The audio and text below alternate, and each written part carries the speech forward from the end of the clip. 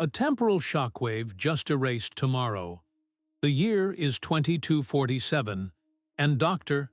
Aris Thorne watches in horror as the Chronos Gate, humanity's only portal to the past, flickers and dies before his eyes. His assistant's panicked voice crackles over the comm. The timeline is collapsing. It is all gone. This is the catastrophic beginning of the time paradox that destroyed the future. By the end of this story, you will understand the terrifying power of a single choice to unravel reality itself. We will uncover who engineered this collapse and why, and what desperate sacrifice was required to mend a broken universe. What would you be willing to erase to save everything? The impossible data streamed across the primary holo display, a silent scream from the future.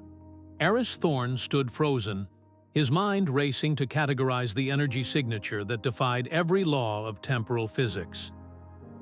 It was not a ripple, not a mere fluctuation in the time stream.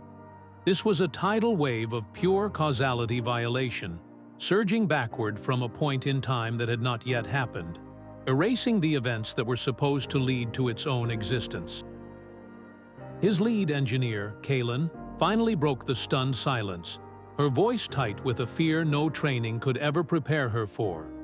"The energy signature is impossible," she said, her eyes locked on the screen. "It is not just disrupting the timeline, it is rewriting causality itself." The implications struck Aris with physical force. This was not damage, it was deletion. The paradox was not a side effect. It was the primary function, a self-consuming fire burning its way through history. Every second they stood there, another thread of their future was being unmade. Standard protocols were useless. Evacuation was a fantasy. There was only one choice, a terrible gamble born of absolute desperation.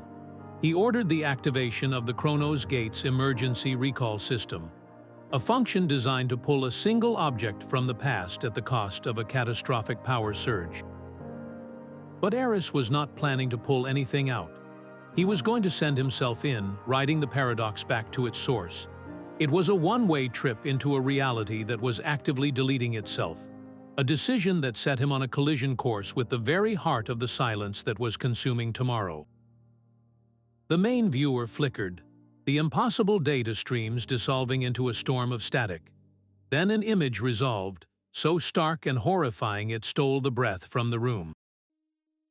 It was Earth, but not the vibrant blue marble they knew. This was a corpse of a world, swathed in gray ash, its continents barely visible beneath a shroud of absolute desolation. Scrawled across the dead planet in a familiar, frantic hand were words that felt like a physical blow. "Do not activate the Chronos Core. It creates the paradox that ends everything." The message was signed with a single, damning identifier: Dr. Aris Thorne. Silence swallowed the control room, thick and heavy. Aris stared at his own name, a cold knot tightening in his stomach. This was not a data stream. It was a scream from his own future, a plea from a version of himself who had already failed. The paradox was not some external disaster. It was their mission. Their work on the Chronos Core was the very event that lit the fuse. Chaos erupted. Kaylin was the first to find her voice, her earlier fear hardening into a sharp, pragmatic fury. "We are trying to stop a fire by pouring gasoline on it," she shouted, gesturing wildly at the dying screen. "Our entire purpose is a lie. Every calculation we have run, every simulation, it is all based on a future that this core destroys. We have to shut it down now." But others argued back, their voices rising in a panicked chorus. "Shut it down with what protocol?" one engineer cried. "Our power grid is fused to the core." A controlled shutdown might trigger the very cascade we are seeing. We could be accelerating the end. Aris stood between them, torn in two. The scientist in him saw the brutal, elegant logic of the warning. A closed causal loop. Their attempt to use the core's power was the original sin that created the paradox, a snake eating its own tail. But the man who had just committed to a suicide mission saw a deeper, more terrifying layer. If this message was real, then his future self had somehow survived long enough to send it. That meant there was a path, however narrow, through the coming ruin. Aborting the mission now could be the safest choice, but it would also be a surrender, guaranteeing the gray, ashen future on the screen. Pushing forward was madness, but it was the only thread of hope they had left. He was trapped between a known catastrophe and an unknowable chance at salvation, and the weight of that choice threatened to crush him. The warning was not an answer. It was the question that would define their extinction. The argument died in his throat, strangled by a certainty more profound than fear.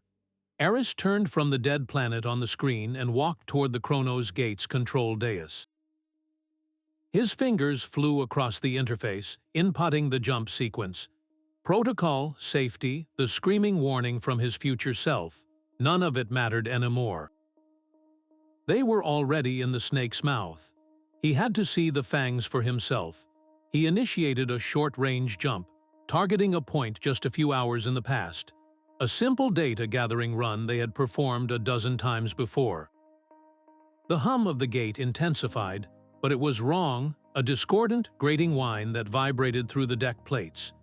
The stable vortex of light he expected to see instead flickered like a broken film reel, strobing between blinding white and an oppressive, light-devouring black. For a timeless moment, he was not traveling, he was being shredded, pulled apart across a fractured moment. Then, with a final, violent shudder, the gate spat him back onto the platform. He collapsed to his knees, his chrono suit smoking, the air around him tasting of ozone and burnt metal. He gasped, his voice a raw scrape against the sudden silence. I saw it. The moment the fracture began, our own technology is the catalyst. The words hung in the air, more devastating than any data stream. It was not an external impact or a random quantum fluctuation. He had witnessed the Chronos Core itself, at the peak of its activation, emit a causal shockwave that rebounded from a future it had not yet created. The core was both the spark and the target, a gun firing a bullet backward through time to shoot itself. His confirmation did not bring clarity, only a deeper, more terrifying mystery. If their technology was the cause, then who, or what, had designed it to fail so perfectly? And why would anyone build a door that could only ever lead to its own destruction? The air in the control room was still thick with the smell of ozone when the main doors hissed open. Council leader Valerius stood framed in the entrance, his face a mask of cold fury, flanked by a full squad of temporal guardians. His gaze swept over the smoldering Chronos Gate and the ashen-faced engineers before locking onto Aris.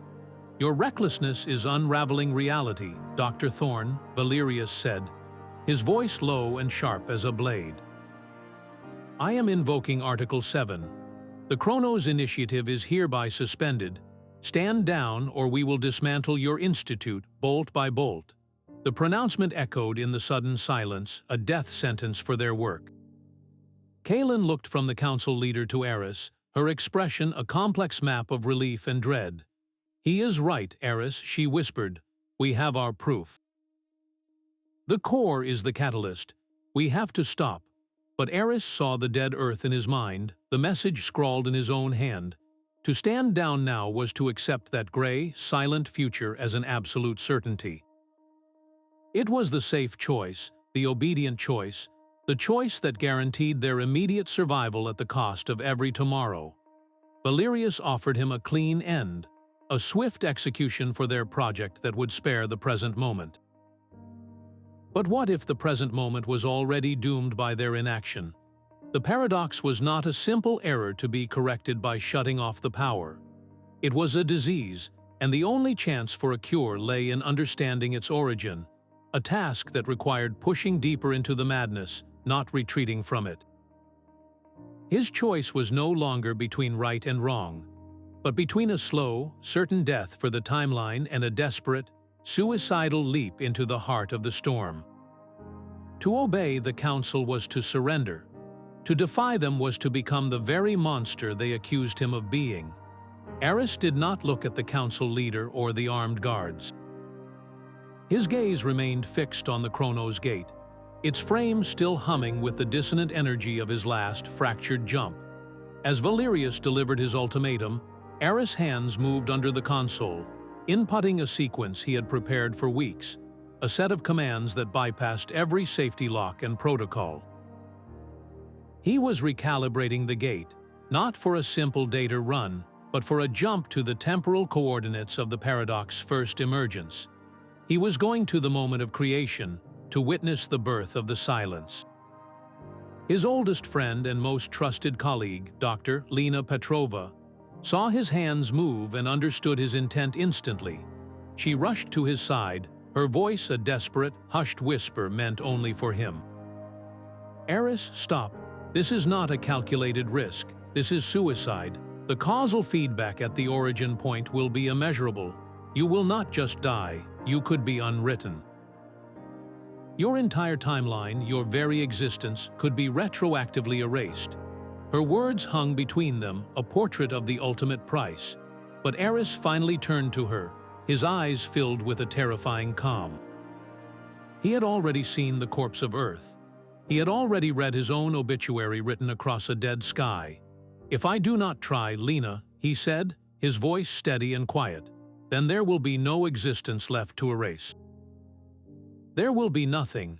No past, no future, no one to even remember that we were ever here. This is not about saving myself. It is about saving the concept of tomorrow." He entered the final command. The gate's central vortex ignited, but this time it did not flicker. It burned with a cold, unwavering blue light, a focused beam of temporal energy aimed at a single, catastrophic point in the timeline. The air in the room grew heavy, pressing in on them as reality itself strained against the destination. He was not just breaking the Council's directive. He was breaking the fundamental laws of cause and effect, launching himself directly into the heart of the storm that was devouring his world. The jump did not end. It simply stopped. Aris stumbled forward, his boots crunching on a layer of fine, gray dust that coated everything. The air was perfectly still and utterly silent. He stood in the ruins of the Kronos Institute, but the devastation was absolute. The walls were skeletal remains, the sky above a fixed, bruised twilight without a single star. He checked his chronometer.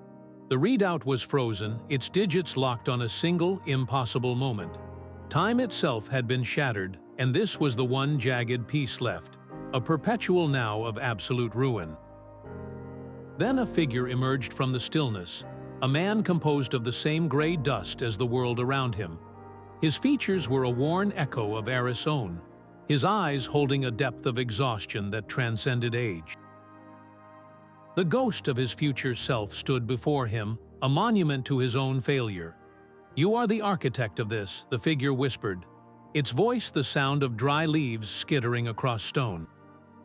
"Your attempt to fix the past is the very event that creates the break." The words landed not as an accusation, but as a simple, devastating statement of fact. The paradox was not a mistake. It was a perfect, self-fulfilling prophecy. Aris' desperate mission to stop the collapse was not the solution, it was the primary cause. Every action he took, every calculation he made back in the Institute, was a thread being woven into a noose for reality itself. His future self gestured to the frozen devastation around them. "You came here seeking the source of the fracture. You are standing in it. This moment, your arrival, is the catalyst. The energy of your jump, intersecting with the Chronos Core's activation in the past, creates the causal shockwave that I witnessed. It is a closed loop with no beginning and no end, only this. A single, eternal moment of destruction, born from a rescue mission that doomed everything it sought to save. The horror of it was absolute, an intellectual and spiritual vertigo. How do you fight an enemy when the very act of raising your fist is what creates it? How do you save a future when your presence in its past ensures it can never exist? The ghost of Aris Thorne had not come to offer a solution. He was the final, terrible proof that there was none. The ghost of his future self dissolved back into the dust, leaving Aris alone with the crushing totality of his failure. His eyes scanned the desolate landscape, the skeletal remains of the institute he had called home. There, half buried beneath a collapsed support beam, a faint, familiar light pulsed. He scrambled over the debris, his hands brushing away the gray powder to reveal a sealed data cache, its surface etched with the emblem of the Temporal Physics Division. It was his own personal archive, designed to survive a total reality collapse. He keyed in his biometric override and the casing hissed open. Inside, protected by a stasis field, was a single crystal data slate. Projected above it were the intricate, beautiful schematics of the Chronos Core. This was the original blueprint, the foundational design that had made time travel possible. His eyes traced the elegant pathways of temporal energy, the brilliant latticework that allowed for stable wormhole generation. And then he saw it. A single minor miscalculation in the resonance calibrator, a flaw so subtle it had evaded a decade of simulations. It was a design flaw that created a perfect, self-reinforcing feedback loop, a harmonic echo that would build with every activation until it shattered causality itself. Scrawled across the schematic in his own frantic handwriting was a note that turned his blood to ice. The feedback loop is inevitable. It must never be built. The horror was no longer an abstract concept. It was a physical weight in his hands. He was not just the cause of the paradox. He was the author of the very machine that created it. His life's work, the crowning achievement of his career, was a beautifully engineered doomsday device, and he had signed the death warrant of reality with his own hand. The solution was now terrifyingly clear, and far more monstrous than simply dying in the attempt to fix things. He could not repair the core. He could not outsmart the paradox. The only way to save the future was to ensure the Chronos Core was never invented in the first place. He had to travel back, not to a moment of crisis, but to a moment of creation.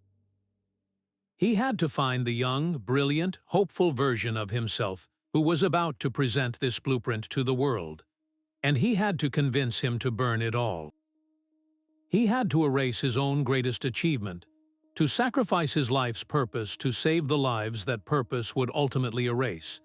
The architect of the apocalypse had just been handed the tools to become its preventer, if he had the courage to murder his own legacy. The world dissolved in a silent, blue-white flash, the dust of the dead future giving way to the sharp, clean lines of a laboratory. The air smelled of ozone and ambition. Aris stumbled, his chronosuit glitching as it adjusted to a stable timeline. He was in the Temporal Physics Division, but it was pristine, vibrant, alive. The year was 2210. Across the room, a young woman with fierce, intelligent eyes stood before a holographic schematic that made his heart clench. It was the Chronos Core in its earliest, most beautiful and most dangerous iteration. Dr. Ilara Vance. Her name was a legend, the brilliant architect of the future he had just witnessed in ruins. He approached her, his movements stiff, his voice rough from the ash of a world that for her had not yet happened. "You have to stop," he said, the words tasting like a confession. "You must abandon this research. It does not lead to a golden age, it leads only to ruin."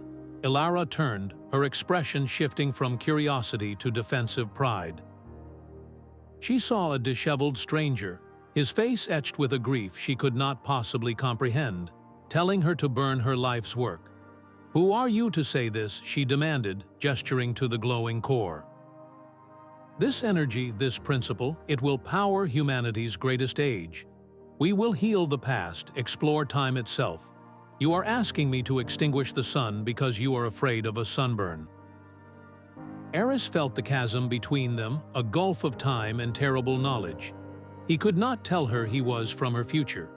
He could not describe the gray, silent earth, the frozen moment of absolute desolation. Such concepts would be meaningless to her, the ravings of a madman.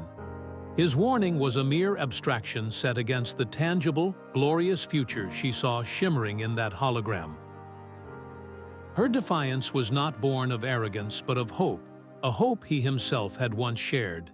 He was not just fighting a person, he was fighting an idea, the very dream that had driven his own career. And he was losing. A sharp crack of breaking glass echoed from the street below, followed by a surge of shouts. Aris rushed to the window, his heart hammering against his ribs. A delivery truck had swerved, its front fender now embedded in a storefront where a man had been standing just moments before. But the man was alive, brushing dust from his jacket, helped to his feet by a woman who had, according to the timeline Aris remembered, arrived 5 seconds too late to pull him from the path of the vehicle. A life that was supposed to end in 2210 was now stumbling forward into an uncharted future. The air around Aris seemed to thicken, humming with a dissonant energy he felt in his bones. "Every change I make strengthens the paradox," he whispered, the truth a poison on his tongue. "I am making it worse." His mere presence was a pebble dropped into the pond of the past, and the ripples were not smoothing out.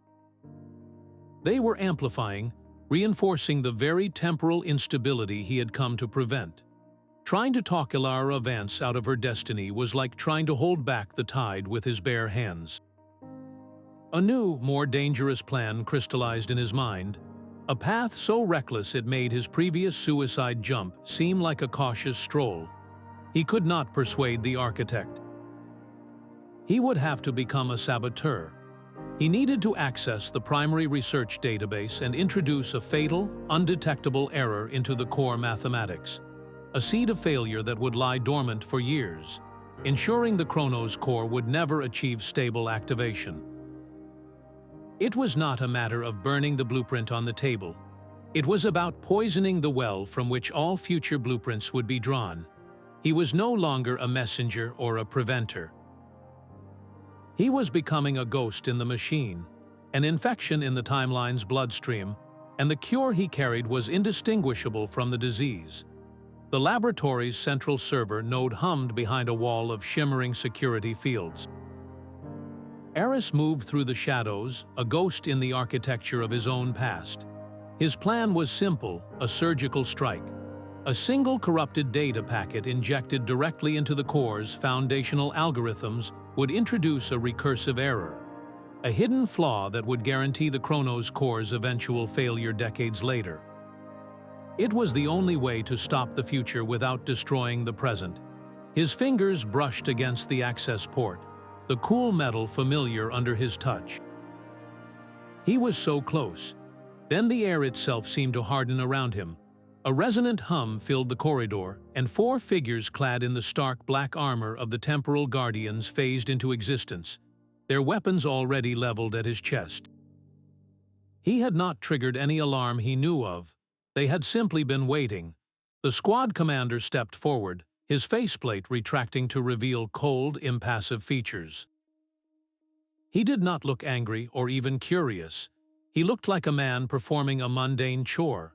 "You are an anomaly," the commander stated, his voice utterly devoid of emotion. "An irregularity in the time stream. You will be processed, and then you will be erased." The words held a finality more absolute than any death sentence. Erasure was not execution. It was the systematic unraveling of a person's entire causal history, a deletion from reality so complete that no one would ever remember he had existed. There was no struggle, no grand speech. His capture was as clinical and inevitable as the paradox he had tried to prevent. The world dissolved into a blur of sterile light and oppressive silence. When his senses returned, he was in a cell that defied simple description. The walls were not walls, but shifting fields of muted energy, humming with a low, constant frequency that seemed to vibrate in his teeth. There was no bed, no chair, nothing to anchor himself to. This was the high-security temporal detention facility, a prison outside the conventional flow of time. He was not just incarcerated in space, but isolated from the timeline itself. A single, captured error waiting to be corrected by the universe's own immune system. His failure was now absolute. He had not convinced the architect. He had not sabotaged the machine. He was simply a prisoner, a problem scheduled for deletion, while the countdown to the end of everything continued without him. The silence of the cell was a physical weight, pressing in from all sides. Aris had lost track of how long he had been suspended in that featureless, humming void. The inevitability of his erasure a cold stone in his gut. Then, a new voice cut through the stillness, low and rasping, from the adjacent energy field that served as a wall. "They call this place the waiting room," the voice said.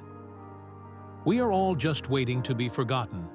A face materialized in the shimmering barrier, a man with eyes that held a familiar, weary defiance. The prisoner identified himself as Kale, a chrono historian from the late 23rd century. "I tried to stop the lunar schism," he explained, "a war that fractured human civilization for a century. I went back to expose the conspiracy that started it. They caught me just like they caught you. The temporal guardians do not protect the timeline, Dr. Thorne. They police it. They enforce a single, approved version of history." Aris felt a chill that had nothing to do with the cell's temperature. But the paradox, Aris insisted, his voice hollow. "The future is being erased." Kale's expression turned grim.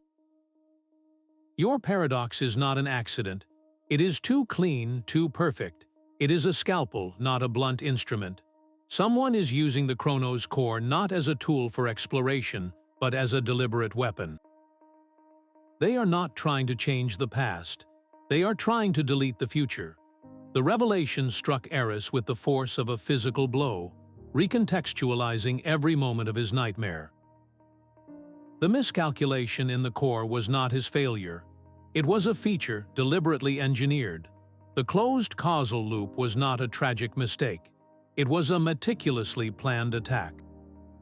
His entire life's work had been a Trojan horse, and he had spent the last days of reality defending the very gates he had unknowingly helped to breach. The enemy was not a law of physics or a random error. The enemy had a mind, a purpose, and a target. The corpse of a world he had witnessed was not the result of his own meddling. It was the goal of a shadowy architect who saw the entire tapestry of time as something to be unraveled. The question was no longer how to stop a paradox. It was who, and what could anyone possibly gain from the silence of absolute nothingness? The humming of the cell walls shifted, the pitch dropping into a discordant groan that vibrated through Aris' bones. The energy fields flickered, their steady glow stuttering like a failing heart. Kale's face sharpened in the adjacent barrier, his eyes alight with a sudden, fierce hope.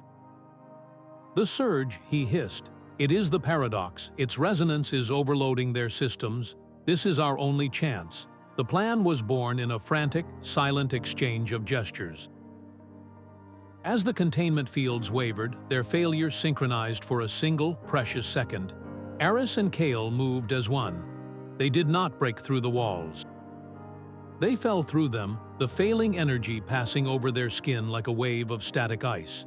Alarms shrieked through the timeless void, a sound of pure, systemic panic.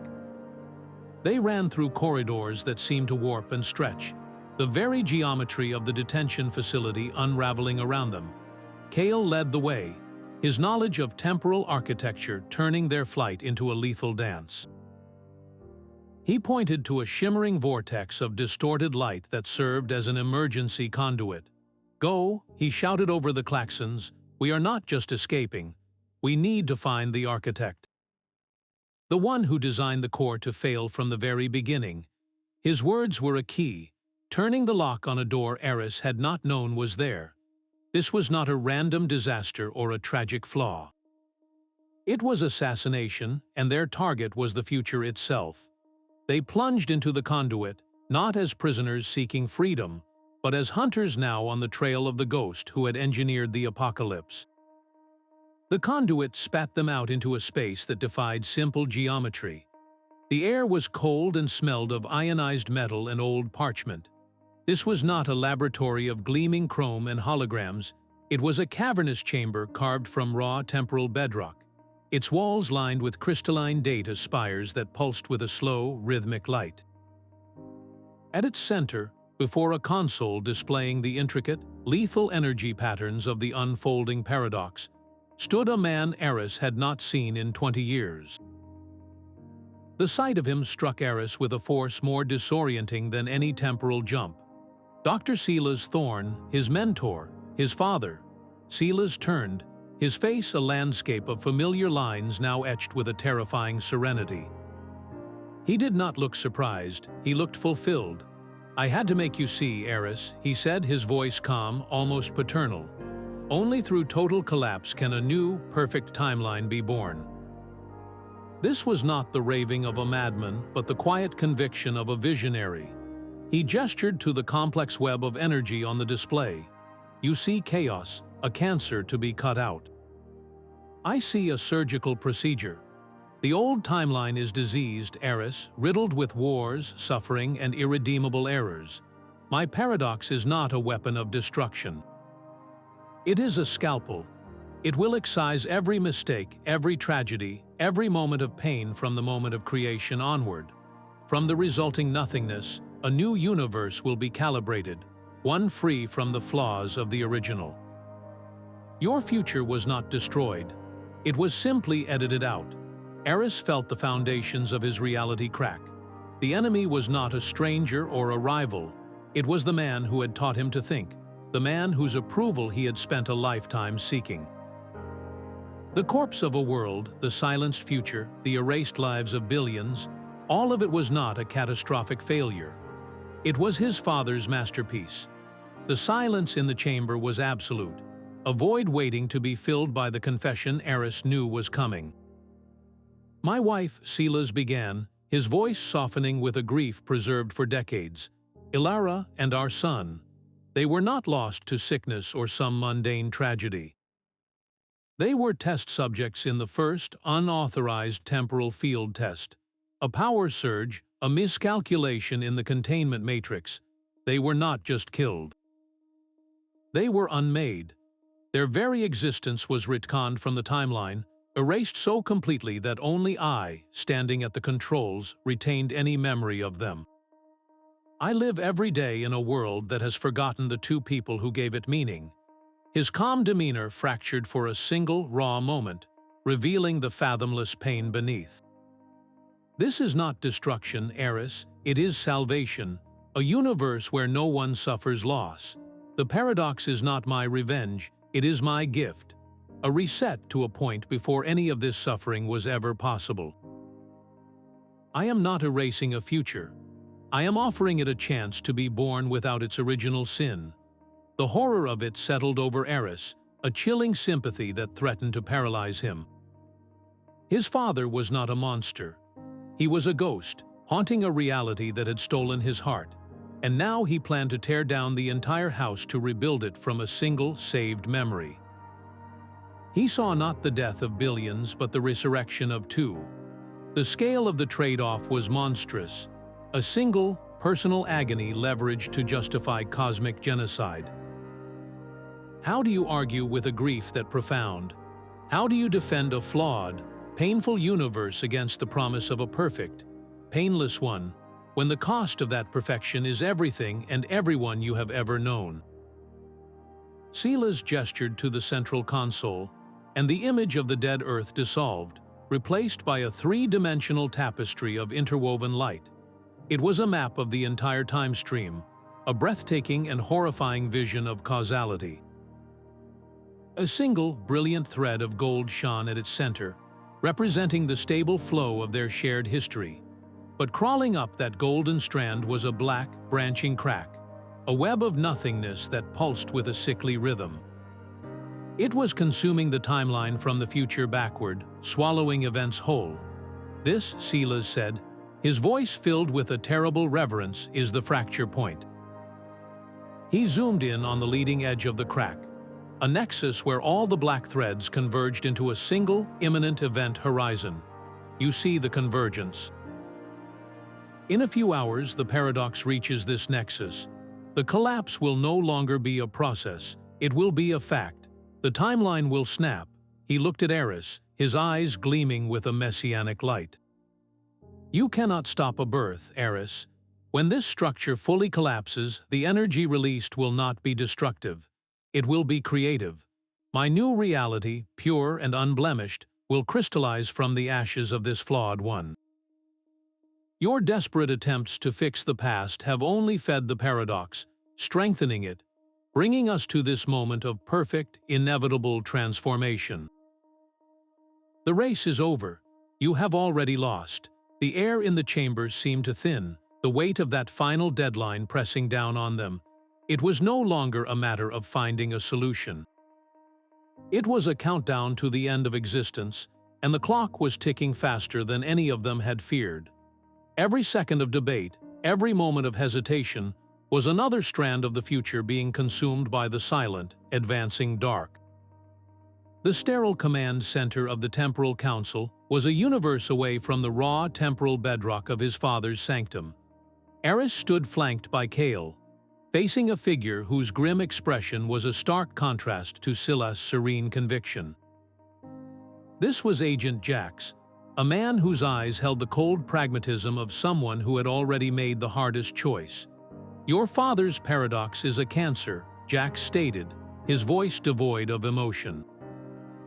And we are the cauterizing flame. The Council has authorized a final contingency. We can get you to the fracture point, to the heart of the collapse. But our priority is not your success, Dr. Thorne. It is containing the infection. Kale stepped forward, his historian's mind recoiling at the implication. Containment. What does that mean exactly? Jack's gaze was unwavering. It means we have a chronal bomb armed and synchronized to the paradox energy signature. If you fail to stop Silas, if the fracture point reaches critical mass, we will detonate it. The blast will not be one of fire and shrapnel. It will be a wave of absolute temporal negation. It will erase this entire timeline, from the present moment back to the Big Bang. Everything that ever was or could be in this reality will be sanitized. A silent, sterile nothing will replace the chaos. The offer was not a lifeline. It was a choice between two kinds of annihilation. On one side, his father's perfect, empty universe, born from the ashes of their own. On the other, the Council's sterile, surgical deletion, a complete and total reset to zero. There was no third option being offered, no path to saving the flawed, beautiful, painful world he knew. Aris would be given a chance to try, but his failure would trigger a failsafe that made his father's plan look almost gentle by comparison. He was being handed the scalpel, but the patient was already on the table, and the other doctors in the room were prepared to pronounce time of death the moment he slipped. To accept this alliance was to agree that some futures were so broken, they were not worth saving at all. The assault began not with a bang, but with a scream of tearing physics. Silas's fortress was a wound in the fabric of the cosmos, a jagged citadel of solidified time that pulsed with the same sickly rhythm as the paradox itself. Its defenses were not lasers or walls, but temporal anomalies that lashed out like whips of forgotten history. One moment, Aris was advancing beside Kale; the next, a violent temporal shear, a rift that aged anything it touched to dust in a heartbeat, opened directly in his path. He was a fraction of a second from stepping into it when Kale slammed into him, shoving him clear. The edge of the shear caught Kale full in the chest. There was no blood, only a rapid, horrifying desiccation, his body withering as decades were stolen from him in an instant. He collapsed against Aris, his breath a ragged, papery whisper. His eyes, still fiercely intelligent, locked onto Aris's. "Don't let my sacrifice be for nothing," Kale gasped, his voice the sound of dry leaves crumbling. "Fix this." Then the light in his eyes went out, and his body dissolved into a fine, gray powder, indistinguishable from the dust of the dead future. The weight of that loss was an anchor, chaining Aris to the moment. Kale was not just a companion. He was a historian, a guardian of stories, a man who believed in the sanctity of the timeline's messy, beautiful narrative. And now his story was over, erased not by the paradox itself, but by its defenses, a brutal demonstration of the cost of this war. The grief was a cold fire, burning away the last of Aris's doubt and hesitation. This was no longer an academic debate about causality or a tragic family conflict. It was a raw, visceral fight for the right of every flawed, fleeting life to exist. Kale's final words were not a plea. They were a passing of the torch, a demand that Aris carry the memory of all that was being lost into the heart of the storm and fight for it. His resolve hardened into something unbreakable, a core of absolute purpose. He would not let the sacrifice be for nothing. He would face his father, and he would break the machine, no matter the cost to himself. The dust of Kale's dissolution still coated his hands as Aris breached the final chamber. The air here was thick, humming with the concentrated power of the paradox, a pressure that made thought itself feel slow and heavy. At the room's heart, silhouetted against a maelstrom of unraveling causality, stood Silas. His fingers danced across a console of solidified time, coaxing the final threads of reality into the maw of the silent, advancing dark. "You are too late, my boy," Silas said, his voice serene, almost tender, as if welcoming a son home. "The cascade has begun, it cannot be halted, only completed. Join me in the new world, a world without this pain." He gestured to the storm of light, and for a breathtaking moment, Aris saw it. Not the gray, ashen corpse of Earth, but a pristine, silent dawn, a universe untouched by loss, a perfect, empty canvas. It was the ultimate temptation, a sanctuary from all grief, offered by the one person he had ever looked to for salvation. To stand with his father was to be reunited, to share in the creation of a paradise built on the ashes of everything else. It was a choice to end his own loneliness, to finally gain the approval he had craved his entire life. But to make that choice was to become a ghost in that new world, a man who had traded the laughter of billions, their struggles and their loves, their messy, imperfect stories for a single, sterile memory. He would be saving the architect of the apocalypse, and in doing so, murder the universe he was sworn to protect. The two possible futures hung in the balance, and the weight of the decision was a physical agony, tearing at the very core of his being. He could save his father, or he could save reality, but he could not do both. The silence between them stretched, a chasm holding the weight of two universes. Aris looked from his father's serene, hopeful face to the storm of unraveling light on the console. He saw the pristine dawn his father offered, a world without the searing pain of loss. And then he saw Kale dissolving into dust. He heard the silent scream from the dead earth. He felt the absence of every life that would never be lived in that perfect, empty world. The agony of the choice was a fire in his chest, but it forged his resolve into something cold and absolute.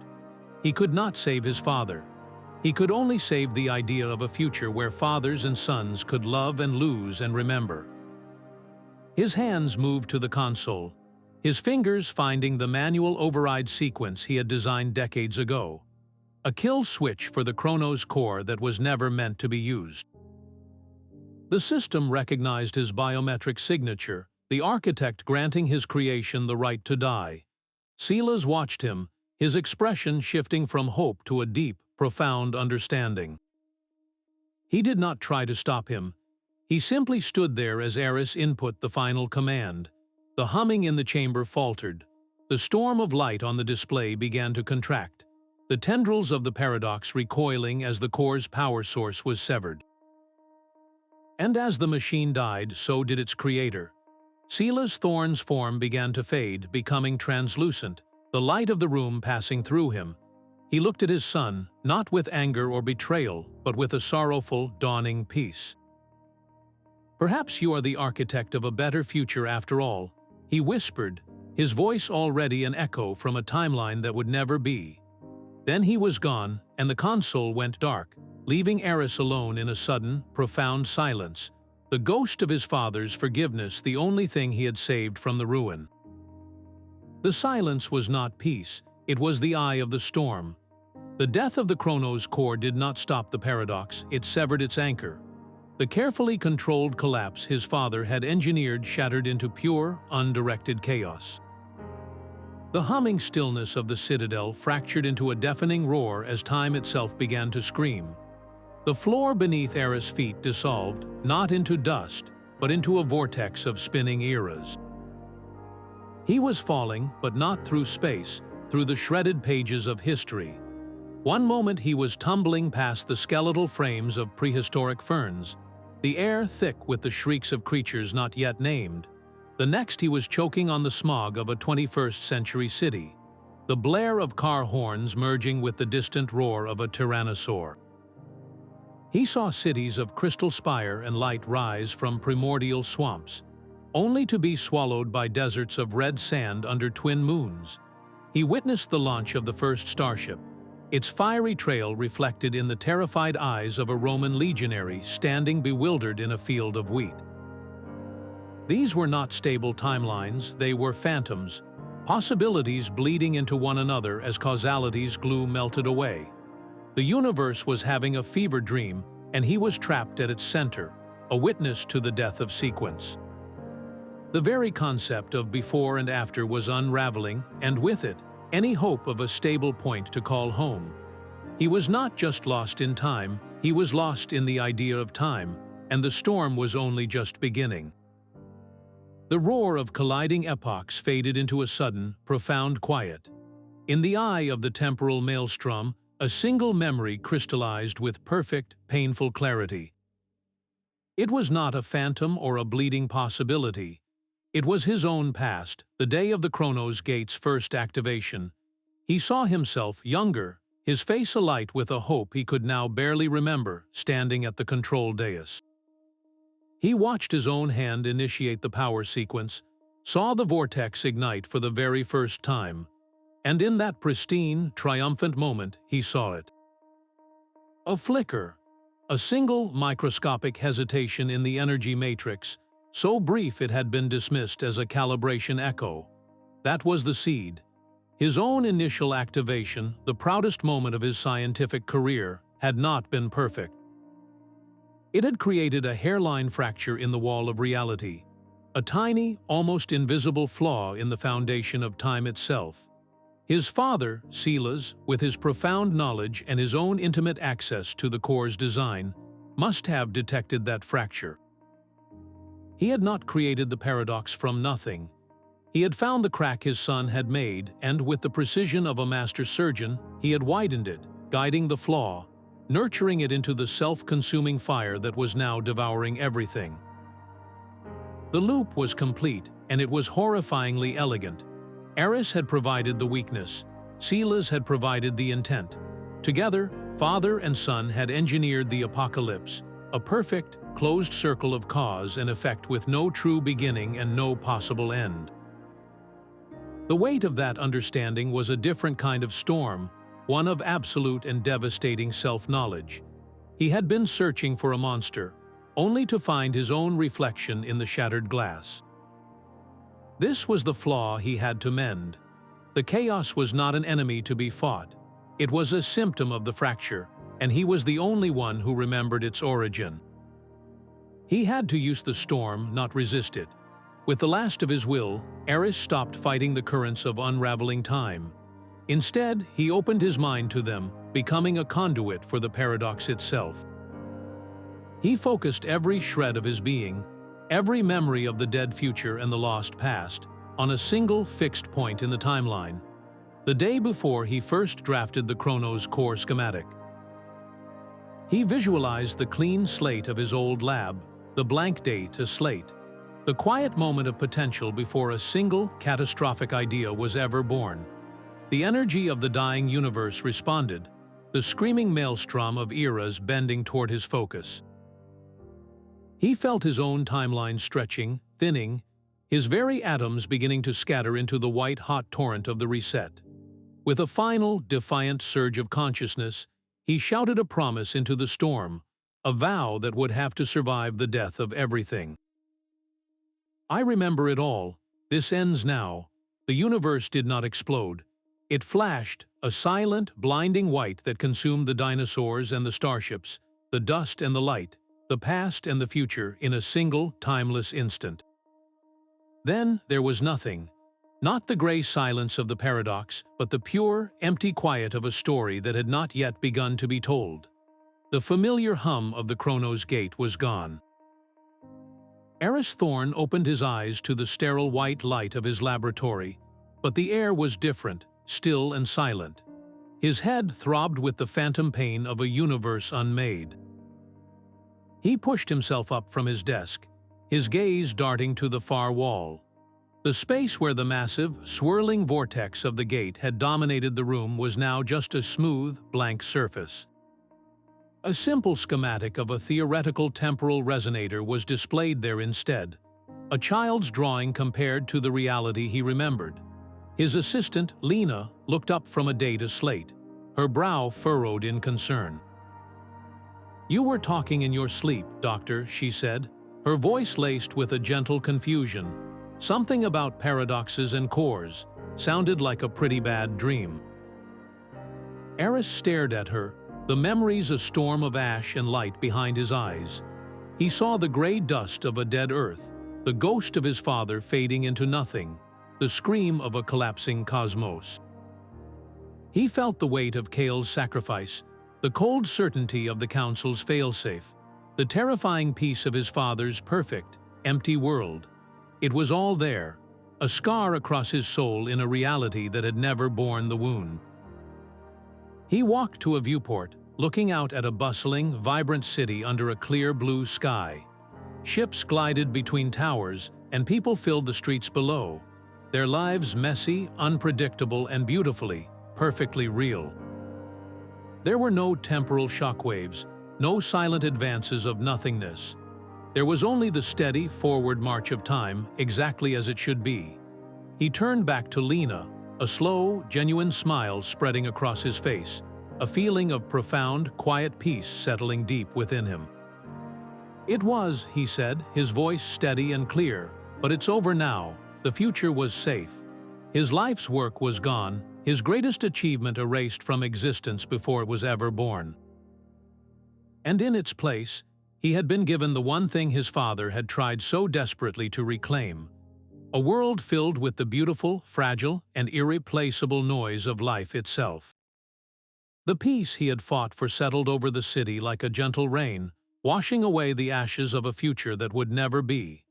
Yet for Aris Thorne, the cleansing was incomplete. In the quiet of his new, simpler life, the memories remained. They were not ghosts or echoes, but a solid, undeniable weight in his mind. He remembered the cold of the dead future, the scent of ozone from a dying gate, and the exact sound of Kale's voice as he turned to dust. This was his solitary burden, the hidden scar of a war only he had fought. Walking through the Institute's main library a few days later, a name on a freshly printed date, a slate, caught his eye and stopped him dead. Kale. He stood frozen, watching as the man he had seen erased from existence sat at a study carrel, utterly absorbed in his work. This Kale was alive, his face unlined by the temporal horrors they had witnessed together. He was a chrono historian, just as he had been in the other timeline, but here he was known for his cautious, theoretical work. Aris moved closer, his heart a frantic drum against his ribs. The title of Kale's manuscript was displayed prominently on the slate's screen: The Dangers of Temporal Manipulation, a hypothetical study of causal collapse. The chapter headings were a chilling roadmap of their shared, forgotten journey, outlining paradoxes and failure states that mirrored their experiences with an accuracy that was anything but theoretical. As if sensing the intensity of his gaze, Kale looked up. Their eyes met across the quiet space. For a single, electric moment, the polite curiosity in Kale's expression vanished, replaced by something deeper and far more confused. A flicker of profound, inexplicable recognition, as if he were staring at a face from a dream he could not quite recall. It was there and then gone, leaving behind only a puzzled historian and a man clinging to the one thread of evidence that his lonely memories were real. The polished surface of the data chip caught the light on his desk, a tiny obsidian sliver that had not been there moments before. It was cold and unnervingly heavy in his palm, a secret delivered without a sender. When he slotted it into his terminal, the screen bloomed to life with a sight that stole his breath. There, in all their intricate, dangerous beauty, were the complete schematics for the Chronos Core. The foundational mathematics, the resonance calibrations, the very architecture of the paradox he had unmade. Scrawled across the top in a simple, unadorned font were 8 words that felt like a verdict. The knowledge remains, the choice is yours. The core of his being went cold. He had not just prevented the invention of the core, he had retroactively erased it from history. Yet here it was, every circuit and equation preserved in perfect, terrifying detail. Someone else knew. Someone had saved the blueprint for Apocalypse and handed it back to him. This was not a second chance, it was a test of an entirely different magnitude. The first choice had been about preventing a catastrophe he had already lived. This choice was about the future, about a power he now understood with brutal intimacy. He held in his hands not just a set of plans, but the potential for every miracle and every horror he had witnessed. He could build it again, properly this time, without the flaw. He could usher in that golden age of healing the past that he and Alara had once dreamed of. He could prevent wars, cure plagues, save countless lives. But the memory of the gray, silent earth was a phantom limb, an ache of absolute loss that would never fade. He knew with chilling certainty that even a perfect core would tempt someone, somewhere, to try and fix a different mistake, to reshape history to their own design. The power to alter time was a siren song that would always lead, eventually, to the same rocky shore. To destroy the chip was to condemn history to its natural, painful, unpredictable course. It was to accept that some tragedies were immutable, that some wounds could not be healed by turning back the clock. But it was also to guarantee that no father's grief would ever again escalate into cosmic genocide. To safeguard the knowledge, to hide it away, was to become a different kind of guardian, a solitary sentinel standing watch over a sleeping dragon, forever wondering if locking it away was the right choice, or merely a delay of the inevitable. The weight of the decision was immense, a burden for all of time, placed solely on his shoulders. The data chip felt like a shard of ice in his hand, a frozen piece of the apocalypse he had personally unmade. Its very existence was a profound violation, a ghost at the feast of the peaceful world he had won. He looked from the shimmering schematics on his screen to the bustling, ordinary city beyond his window, and the choice became terrifyingly clear. There was no choice. He could not be the man who built the door a second time, no matter how perfect the lock. He had to become the man who buried the key. Aris found Lena in the archives, her head bent over a historical simulation. He placed the black date, a chip on the table between them. Her eyes widened as she recognized the impossible designs flickering above it. "We could fix so many things, Aris," she whispered, her voice full of the old, hopeful ambition. "We could prevent so much pain." He met her gaze, his own steady and filled with a certainty forged in the ashes of a dead future. "And who decides which pain is worth preventing? Lena, my father thought he knew. The council thought they knew. This power does not fix pain, it just passes it on to someone else, somewhere else in time. It is a chain of causality that always, eventually, strangles the one who holds it. Some doors are meant to stay closed. I will make sure of it." His vow was not one of ambition, but of renunciation. It was a promise to stand as a silent sentinel against the most dangerous temptation in existence, to protect the beautiful, chaotic, and fragile flow of time from anyone who would seek to control it, even with the best of intentions. He would not be the architect of a new age. He would be its humble, secret guardian. This was his new purpose, a quiet war fought in the shadows of history, ensuring that the terrible, beautiful noise of life would never again be threatened by the lure of a perfect, silent dawn. The photograph was tucked between the pages of an old technical manual, a relic from a reality that had never been.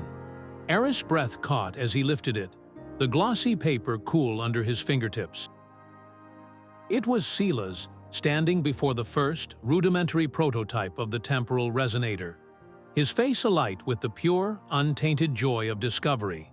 This was the mentor he remembered, the man who had guided his curiosity long before grief had curdled into a monstrous plan. The image was an impossibility, a ghost that had slipped through the cracks of the universal reset. He traced the line of his father's smile, and the memory of their final confrontation in the crumbling Citadel washed over him, not with anger, but with a profound, aching sorrow. The choice had been necessary, the only one he could have made, but it did not erase the love that had existed before the fall.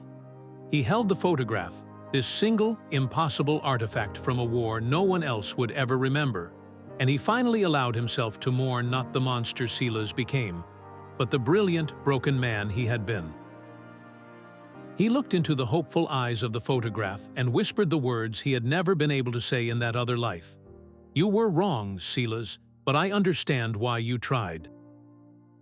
The admission did not forgive the genocide, but it acknowledged the humanity buried beneath the cataclysm.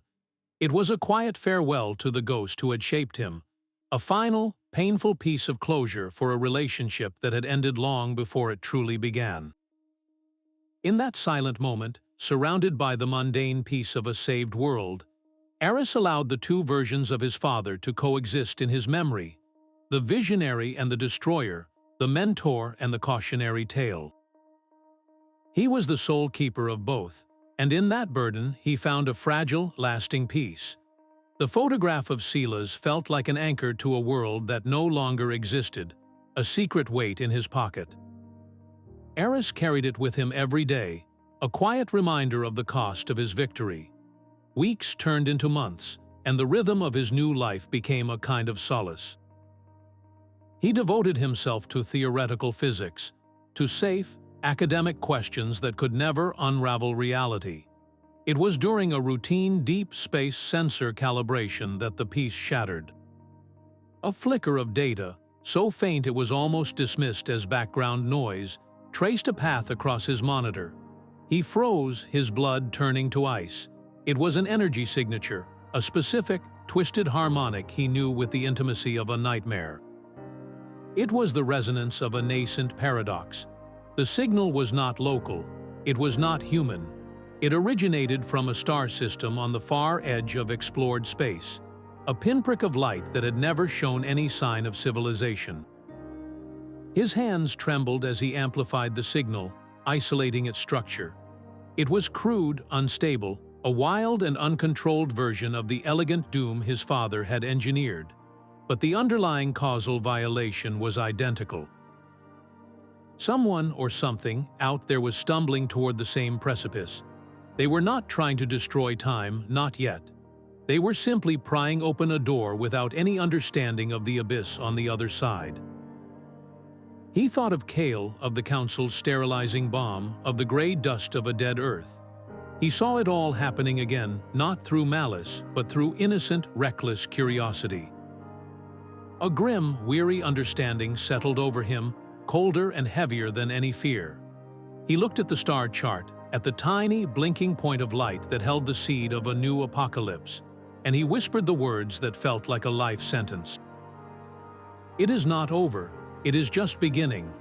The star chart glowed on the wall of his private study, a silent map to a distant, impending catastrophe. Aris knew he could not face this alone.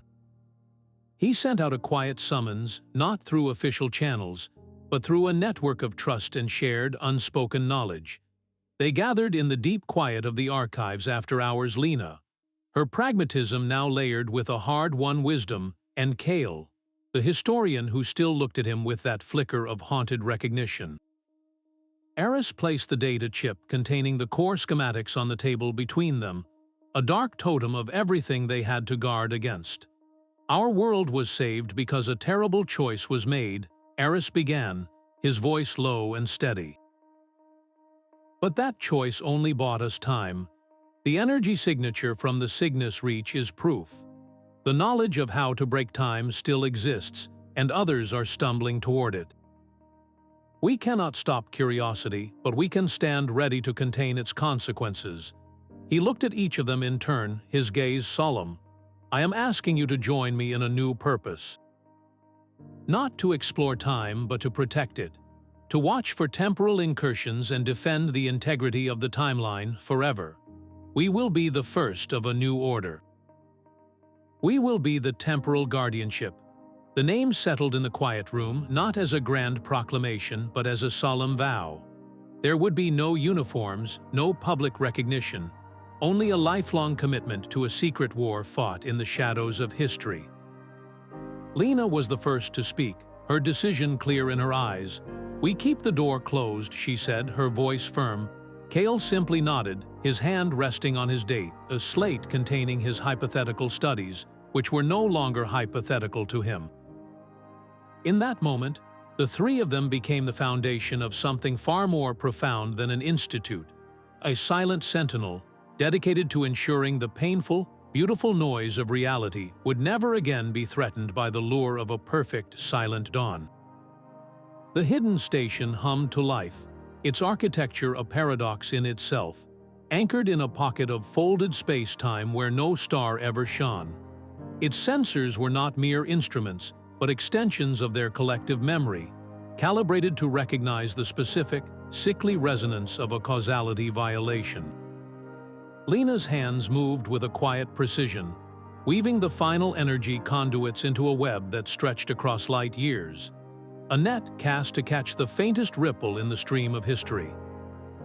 Cale monitored the incoming data streams, his historian's mind already categorizing potential anomalies, his earlier theoretical work now their first line of defense.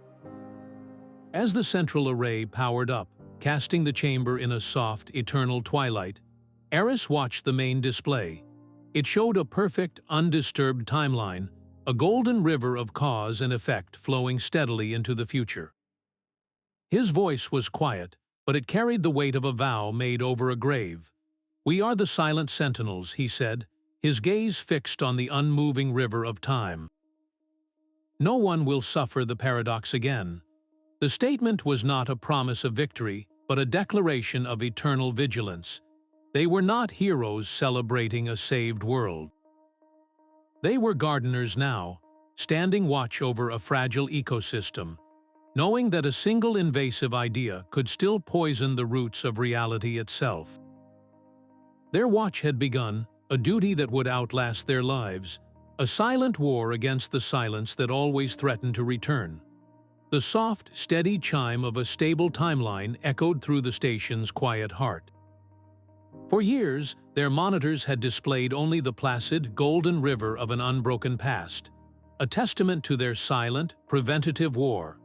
But now, a new light bloomed on the main display, a brilliant, branching pathway that stretched forward from their present moment, reaching deep into the uncharted territory of tomorrow. It was not a single thread, but a lush, vibrant tapestry of possibilities, each strand representing a century of potential, of life, of a future that was allowed to simply happen. The data stream was rich with the echoes of cities not yet built, of discoveries not yet made, of generations who would live their lives completely unaware of the silent guardians who watched over their causality.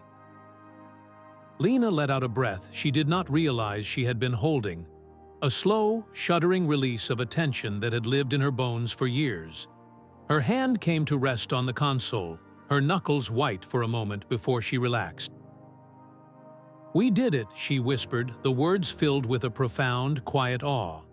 "The future is secure."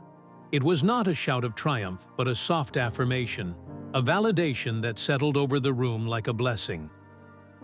All the sacrifices, the lonely watch, the burden of a terrible knowledge carried solely by them, it had all been worth it. This thriving, sprawling timeline was the answer to every silent question, the reward for a victory no one else would ever celebrate. They had not just stopped a collapse, they had nurtured a birth. And in that single, glowing map of tomorrow, they saw the beautiful, chaotic, and perfectly safe noise of centuries yet to come. The memorial stood in a secluded corner of the Institute's arboretum, a simple pillar of obsidian engraved with a single name, Silas. Aris approached it in the quiet of the evening, the old photograph held carefully in his hand. He placed it at the base of the stone, the image of his father's joyful, younger face looking up from the cool, dark surface. The weight of the moment was not one of grief, but of a long-deferred reconciliation. He spoke softly to the silent stone. "Your dream of a world without pain lives on, but we build it through patience, not paradox." The words were not an epitaph, but a final answer to the argument that had consumed two timelines. His father had sought to erase suffering with a single, catastrophic act of will, a shortcut that demanded the ultimate price. Aris and his guardianship had chosen the slower, harder path, the one that honored every individual struggle and small, hard-won victory. They were building a better world by protecting the right of this one to grow, to learn, and to heal at its own pace. Forgiveness did not mean forgetting the horror, but finally understanding the broken love from which it had sprung. In laying that photograph to rest, Aris was not burying the past. He was finally making peace with the ghost who had haunted him, transforming a legacy of destruction into a solemn vow to protect the beautiful, imperfect, and ongoing story of now. The silence of their vigil was broken by a shriek of static so violent it echoed through the station's very bones. The main display, a placid river of gold just moments before, was now a frenzied storm of corrupted data. Lena's hands flew across her console, her voice tight as she fought to filter the signal. "It's a temporal broadcast," she called out, her words clipped. "Origin point the far future, but it's damaged, twisted, it's screaming." Through the screeching distortion, a single, repeating phrase began to resolve, a ghostly whisper threaded with pure panic. "Temporal storm approaching galactic rim." All timelines converged, collapsed, the words hung in the air. A new nightmare prophesied from the end of time itself. Then Kale spoke, his voice unnervingly quiet, his gaze fixed on the flickering display as if seeing something no one else could. His face was pale, his eyes wide with a dawning, impossible recognition. "I have heard this before," he whispered, the words sending a chill through the room. Not in a data stream, in a dream. The admission was a crack in the foundation of their new reality. Kale's memories of the erased timeline were supposed to be phantoms, vague feelings of déjà vu. This was different. This was specific, a detailed echo from a future that had been thoroughly unmade, now returning to haunt the one who had lived through its death throes. If the storm was real, and if Kale remembered its warning from a world that no longer existed, then the paradox they had defeated was not a singular event. It was a pattern, a recurring disease in the body of the cosmos, and their quiet victory had only been the first battle in a war without end. The screaming static coalesced into a cold, hard truth on their primary display. A vast, churning front of distorted causality was charting a course through the void, its energy signature a perfect match for the damaged broadcast. It was not a localized anomaly. It was a storm front, a celestial hurricane of unraveled time moving with a dreadful, inexorable momentum. Aris watched the data stream, his own memories of temporal dissolution flashing behind his eyes. This was not his father's elegant scalpel. This was a scythe swinging blindly through the cosmos. He opened a channel to the entire hidden station, his voice stripped of all uncertainty, resonating with a command that brooked no dissent. "All stations prepare for engagement. We defend reality itself." The order was not a suggestion. It was a declaration of war against an impersonal, cosmic force. Across the facility, The quiet hum of vigilance sharpened into the focused whine of active systems. Lena's team began recalibrating the defensive arrays, their calculations a desperate attempt to build a seawall against a tsunami of pure paradox. Kale isolated fragments of the storm's pre-echoes, searching its chaotic history for a weakness, a pattern, anything that could be used to turn it aside. They were no longer just silent sentinels. They were the only army standing on a beach, watching the tide of oblivion roll in, and their first, terrible duty was to hold the line. A sleek, needle-like vessel pierced the storm front, its hull scorched and pitted as if it had weathered 1,000 years in a single moment. It was a design Aris had only ever seen in decommissioned archives, a Chronos scout from the original erased timeline. The ship's transponders squawked a frantic, familiar identifier code before a haggard face filled their main viewer. It was Kale, but his eyes were decades older, haunted by a grief that had long since hardened into a grim resolve. "I found a way back through the fracture," the older Kale said, his voice raspy with exhaustion. "The storm is not a natural phenomenon. It is a weapon, a targeted temporal strike. And I know the mind that built it." The revelation hung in the air, a paradox made flesh. The man standing beside Aris, the historian Kale, stared at his own aged, weary reflection, a living memory of a future that should have been impossible. The older Kale's gaze shifted from the screen to his younger self, a flicker of profound sorrow crossing his features.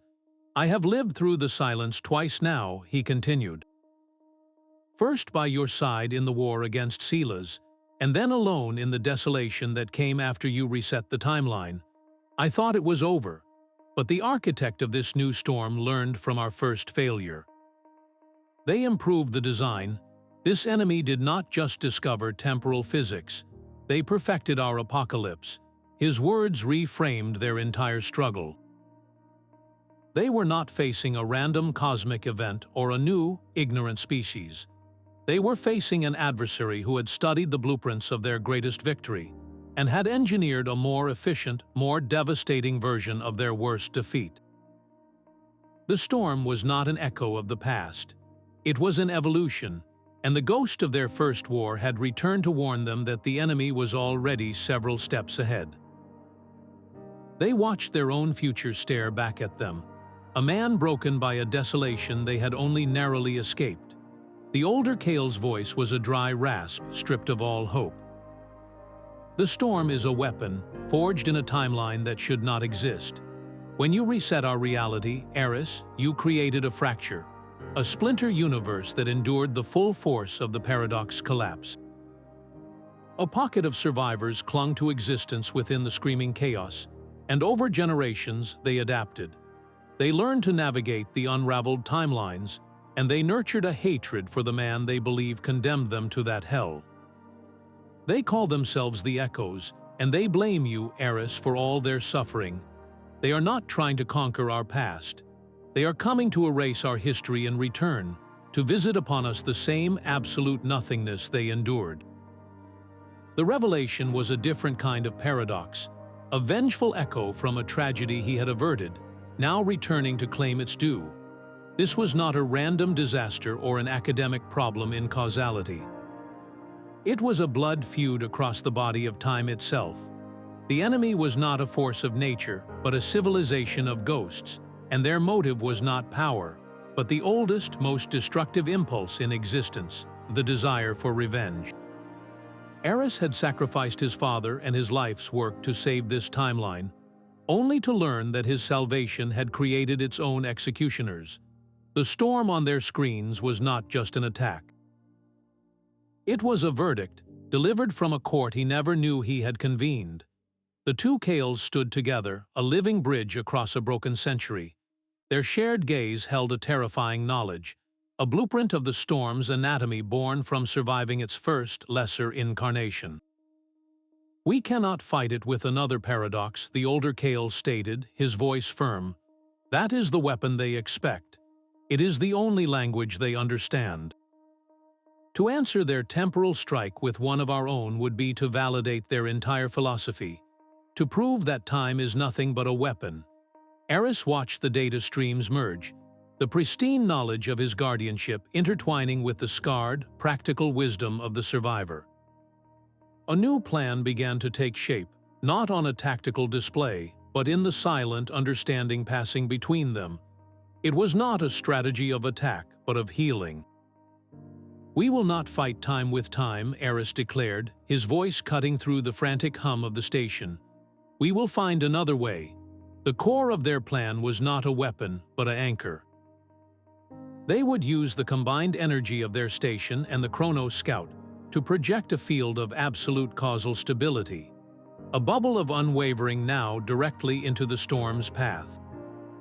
It was the antithesis of the paradox, a declaration that some points in reality were fixed, immutable, and worth defending. They were not trying to erase the echoes or their painful history. They were offering a bulwark against the chaos, a demonstration that the timeline could be protected without being broken. It was a desperate gamble to break the cycle of revenge not with superior force, but with an unshakable refusal to participate. They would stand their ground not as warriors, but as guardians, and let the storm break against the simple, profound truth of a present worth saving. Lena stared at the storm's chaotic energy signature, her mind not seeing a weapon, but a dissonant chord in the symphony of reality. It was not a wall to be broken, but a frequency to be corrected. She isolated the primary causal violation, the root note of the paradox, and began designing a counter-frequency, a perfect harmonic opposite. Her plan was not to fight the storm head-on, but to sing it a lullaby. "We do not need a bigger bomb," she explained, her fingers flying as she modeled the resonance pattern. "We need a tuning fork, a massive, planet-sized tuning fork. We can use the station's main array to broadcast a stabilizing harmonic directly into the storm's core. It will not destroy the energy, it will persuade it to unravel peacefully, transforming that destructive force into harmless background temporal radiation." The older Kale watched her work, a slow, weary smile touching his lips for the first time. "In my timeline, we never thought of this," he said, his voice thick with a respect that crossed generations. "We only ever built sharper swords. You always were the innovators." His admission was more than a compliment. It was a validation of their entire philosophy. The echoes, born from a reality of conflict, could only conceive of temporal power as a tool for destruction or revenge. Lena's solution was something entirely new, a use of physics not to dominate time, but to heal it, to coax a screaming universe back into a gentle hum. While Aris and the Kales prepared the station's power grid for an unprecedented energy draw, Lena finalized the resonance algorithm, a beautiful, complex equation that was less a weapon and more a song of peace, composed for a storm that had forgotten how to be still. The station shuddered, its structural integrity groaning under the strain of the impossible energy draw. Lena's hands were a blur, her face illuminated by the cascading data of the resonance algorithm as she fed it into the main array. With a final, decisive keystroke, she initiated the sequence.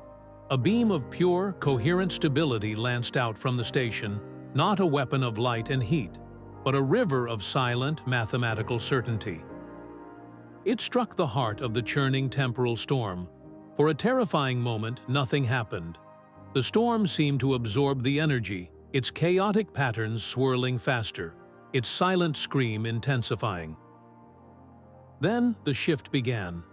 The violent, jagged edges of the paradox started to soften, their sharp angles dissolving into gentle, undulating waves. The oppressive, light-devouring black bled away into shimmering veils of violet and emerald green. The furious hurricane of unraveled time was calming, its destructive momentum transforming into a slow, majestic dance. It was no longer a storm. It was a celestial aurora, a breathtaking tapestry of light that painted the void with the colors of a healed causality.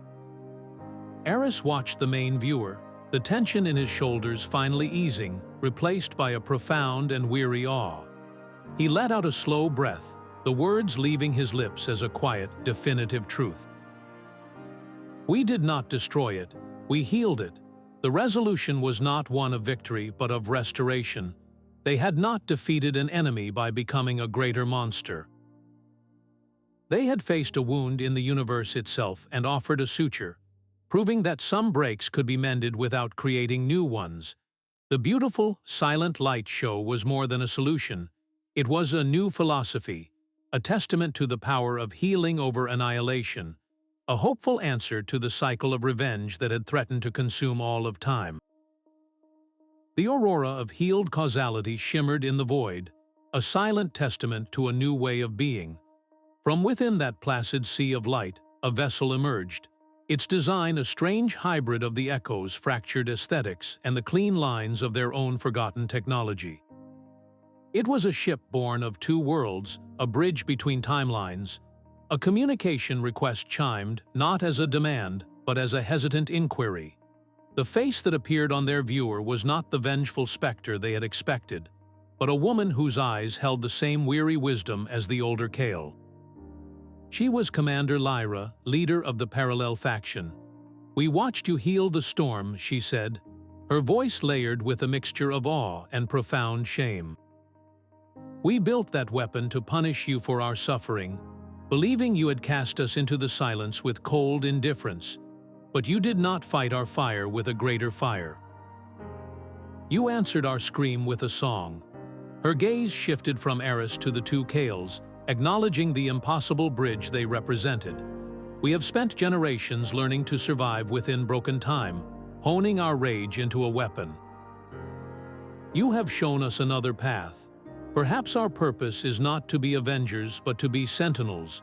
Perhaps we can be guardians together." The offer hung in the air, rich with possibility. It was not a surrender, but an invitation to merge their scarred, practical knowledge of temporal fractures with the innovative, healing science of this timeline.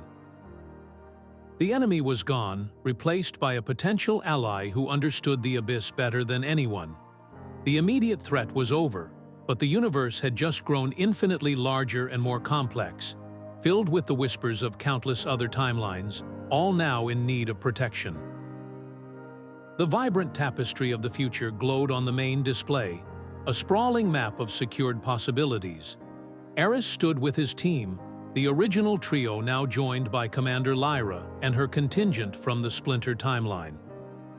Their stations hummed in quiet harmony, a physical manifestation of the alliance that had been forged not in victory, but in healing. He looked from the screen to the faces around him, Lena with her quiet precision, Kale with his deep historical insight, and the new guardians who carried the scars of a history they had helped avert. The war was over, but their purpose was now eternal. He placed a hand on the console, feeling the steady, silent pulse of a reality at peace. "The paradox that destroyed the future is now a lesson that saved it," he said, his voice calm and certain, carrying the weight of their entire journey. "We are the keepers of that lesson." It was not a boast, but a vow passed to a new generation. They were no longer just preventing a single catastrophe. They were stewards of a fundamental truth. That time was not a tool to be wielded, but a story to be protected. Their legacy was not a monument or a machine, but this quiet, unwavering vigilance, a promise whispered across the centuries that the beautiful, chaotic noise of existence would always have its sentinels. The hum of the station was a quiet, steady song against the infinite silence of the void. Aris Thorne sat alone in the observation deck, the sprawling tapestry of a secured future glowing on the main viewer. He opened a private log, the soft chime of the recorder the only sound in the peaceful dark. His voice was calm, weathered by a storm that had threatened to erase the very concept of hope. "We came to the brink of everything," he began, his words measured and clear. "Not just the end of our world, but the end of time itself. We faced a paradox born from grief and a storm forged from revenge, and we learned that the universe does not respond to force alone. Sometimes the most powerful answer is not a sharper sword, but a gentler hand." He thought of Silas, whose love curdled into cataclysm, and of the echoes, whose pain nearly became their own weapon. He saw Lena's brilliant, healing resonance and the two Kales, a bridge across broken history. Their journey was not a war won, but a cycle broken. A new guardianship now watches over the timelines, a fellowship born from the understanding that every moment is a fragile, precious thread in an immense and beautiful tapestry. The future is not written, but it must be earned one careful choice at a time. He closed the log, the finality of the statement settling not as an end, but as a beginning. The stars outside held no fear now, only potential. The quiet vow of a guardian echoed into the vast, waiting cosmos, a promise that the story was far from over.